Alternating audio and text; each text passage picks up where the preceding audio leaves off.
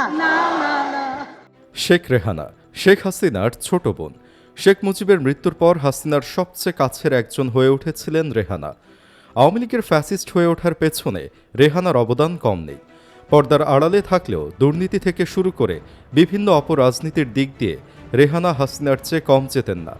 বড় বোন হাসিনার চারিত্রিক বৈশিষ্ট্য ছিল রেহানার মধ্যে।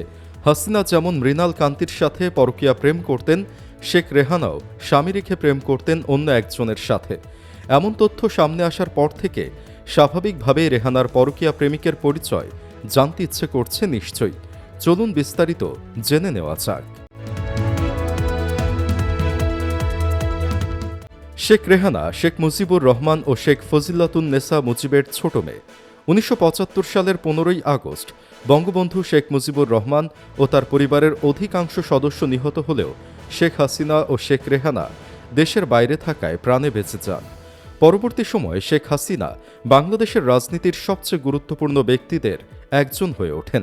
আর শেখ রেহানা প্রকাশ্য রাজনীতিতে তুলনামূলকভাবে কম দৃশ্যমান থাকলেও দীর্ঘদিন ধরে বড় বোনের ঘনিষ্ঠ সহযোগী হিসেবে পরিচিত ছিলেন। ২০২৪ সালের রাজনৈতিক পট পরিবর্তনের পর শেখ হাসিনার মতো শেখ রেহানার নামও নানা অভিযোগ ও মামলার সঙ্গে আলোচনায় উঠে আসে। এর মধ্যে বিভিন্ন প্রতিবেদনে শেখ রেহানার আর্থিক ও রাজনৈতিক প্রভাব নিয়ে নানা দাবি সামনে আসে। আবার কিছু রাজনৈতিক ও গণমাধ্যম আলোচনায় তার ব্যক্তিগত জীবন নিয়েও নানা কথা বলা হয়। এর মধ্যে সবচেয়ে আলোচিত দাবিগুলোর একটি হল ব্যবসায়ী HBM ইকবালের সঙ্গে পরকীয়া প্রেমের সম্পর্ক। তাছাড়া তাদের সম্পর্ক আজকের কিংবা গতকালের নয়, আরও বহু বছর আগের। সে সময় ক্যামেরার অত বেশি ব্যবহারও ছিল না। সাংবাদিক নাজমুস সাকিব জানিয়েছেন, তরুণ বয়সে খুবই স্মার্ট থাকায় ইকবালের প্রেমে পড়ে যান রেহানা। তারপর থেকেই তারা পরকীয়ায় জড়িয়ে পড়েন। নাজমুস সাকিব তাদের বেড শেয়ারের কথাও বলেন নাগরিক টিভির অনুষ্ঠানে। নাজমুস সাকিব জানিয়েছেন, শেখ রেহানার বয়ফ্রেন্ড হিসেবেই ইকবাল রাজনৈতিক ফায়দা লুটেছে। সাবেক প্রধানমন্ত্রীর বোনের আনুকূল্যেই সে দুর্নীতি করে সাম্রাজ্য গড়ে তুলেছে। এমনকি ঢাকার মতো আসনে এমপি হবার পেছনেও রেহানার প্রেমিক পরিচয় কাজে লেগেছে। ইকবাল অবশ্য একমাত্র রেহানার সাথেই এসব করে বেড়ায়নি। দুবাইয়ে চিত্রনায়িকা পরিমণির সাথেও একান্ত সময় কাটাত। এছাড়া সে তো নায়িকা শিল্পীকেও বিয়ে করেছিল। এই ঘরে দুটো সন্তান রয়েছে, এটা অবশ্য ওপেন সিক্রেট। রেহানার গোপন সম্পর্কের বিষয়ে নিশ্চিত হওয়া যায় আরও একটি দিক দিয়ে। ব্যক্তিগত জীবনে তিনি শফিক আহমেদ সিদ্দিককে বিয়ে করেন। তিনি ঢাকা বিশ্ববিদ্যালয়ের অ্যাকাউন্টিং অ্যান্ড ইনফরমেশন সিস্টেমস বিভাগের একজন অবসরপ্রাপ্ত অধ্যাপক। কিন্তু আজ পর্যন্ত অনলাইনে তাদের দুজনের সেরকম কোনো ছবি পাওয়া যায় না। ব্যক্তিগত জীবনে বোন হাসিনার মতোই দুশ্চরিত্রা ছিলেন রেহানা, আর এ কারণেই মন দিয়ে স্বামীর সংসার করেননি তিনি। এদিকে জানা যাচ্ছে, রেহানার প্রেমিকের 3 সন্তানের বিরুদ্ধে ক্ষমতার অপব্যবহারের মাধ্যমে জ্ঞাত আয় বহির্ভূত সম্পদ অর্জন এবং সম্পদের তথ্য গোপনের অভিযোগে মামলা করেছে দুদক। আদালত ২০০৮ সালের ১১ই মার্চ HBM ইকবালকে পৃথক 2টি ধারায় 13 বছরের কারাদণ্ড এবং 50 লাখ টাকা জরিমানা করেন। এছাড়া তার স্ত্রী ও সন্তানদের 3 বছর করে কারাদণ্ড এবং 1 লাখ টাকা করে জরিমানা করেন আদালত। রেহানা ক্ষমতায় এসব থেকে মুক্তি পেয়ে যায়। জানা যায়, রেহানার কল্যাণে ইকবাল এতটাই ক্ষমতাধর হয়ে ওঠেন যে তার নামে কোনো পত্রপত্রিকায় লেখালেখি কিংবা গণমাধ্যমে কোনো আলোচনা হয়নি। সে কারণেই তাকে তেমন ভালোভাবে চিনেও না অনেকে। একবার তার এসব কুকীর্তি নিয়ে খবর ছাপিয়ে বিপাকে পড়েছিল দেশের শীর্ষস্থানীয় একটি পত্রিকা। তারপর নানানভাবে হুমকি ধামকি দিয়ে সেই খবর মুছে নেয় সে।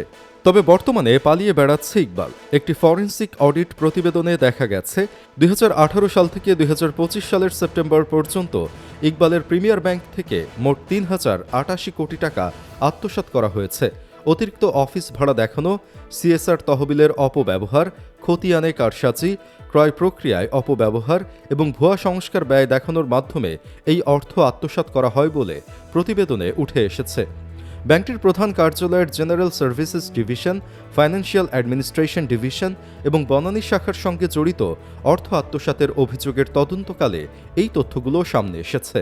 এসব কাজের অভিযোগে ইকবালের বিরুদ্ধে অনুসন্ধানের সিদ্ধান্ত নিয়েছে দুদক। দুদকের প্রধান কার্যালয় থেকে এ বিষয়ে সিদ্ধান্ত নেওয়া হয়েছে। ইকবালের বিরুদ্ধে ক্ষমতার অপব্যবহার, জ্ঞাত আয় বহির্ভূত সম্পদ অর্জনের অভিযোগ রয়েছে বলে জানিয়েছে দুদক সূত্র। অভিযোগ সূত্রে জানা যায়, গত ১৩ থেকে ১৪ বছরে তিনি শত শত কোটি টাকার অবৈধ সম্পদ দেশ ও বিদেশে অর্জন করেছে। তবে এসব আয়ের বৈধ কোনো উপায় জানা নেই। জানা গেছে, ইকবাল ক্ষমতার অপব্যবহারের মাধ্যমে ২০১১ সাল থেকে এখন পর্যন্ত প্রিমিয়ার ব্যাংকের চেয়ারম্যান হিসেবে দায়িত্ব পালন করছে। গুলশানে তার রয়েছে রেনেসা ও হিলটন নামে দুটি আলিশান হোটেল। এছাড়া বেসরকারি বিশ্ববিদ্যালয়, রয়্যাল ইউনিভার্সিটি সহ গত এক যুগে একাধিক প্রতিষ্ঠানের মালিক হয়েছেন তিনি। এসবের পেছনে শেখ রেহানার বড় অবদান থাকতে পারে। মূলত রেহানার সাথে তার সম্পর্ক থাকলেও তাকে এসব করার সুযোগ করে দিয়েছে হাসিনাই। তাই তো হাসিনার সাথে ইকবালের অসংখ্য ছবি ও ভিডিও পাওয়া যায়। ধারণা করা হয় রেহানাই হাসিনাকে দিয়ে ইকবালকে এত সুযোগ সুবিধা দিত। সুপ্রিয় দর্শক, রেহানাকে নিয়ে আপনার কি ভাবনা? তাকে আগে কি এতটা খারাপ ভাবতেন কিংবা জানতেন? কমেন্টে জানিয়ে দিন আপনার যে কোনো মতামত। সেই সাথে ভিডিওটি লাইক, শেয়ার ও চ্যানেলটি সাবস্ক্রাইব করে নিন। ধন্যবাদ এতক্ষণ সাথে থাকার জন্য।